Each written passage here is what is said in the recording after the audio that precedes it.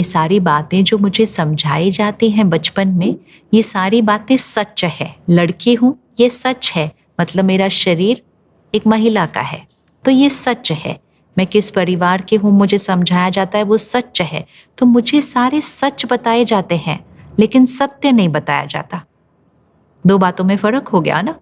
ये सारी चीज़ें मेरी हैं, ये सच है, लेकिन सत्य नहीं बताया जाता।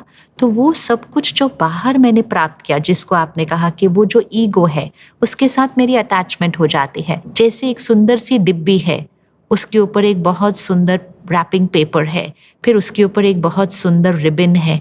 ये तो सब सच है, लेकिन सत्य ये है कि वो जो हीरा है, वो उस डिब्बी के अंदर है। तो ऐसा ना हो जाए कि हम जीवन भर अपने आप को और दूसरों को सिर्फ वो डिब्बी, वो रैपिंग पेपर और वो रिबन ही समझते रहें, और खुद का वो डायमंड और दूसरे जो डायमंड है उसको कभी देखे ही ना।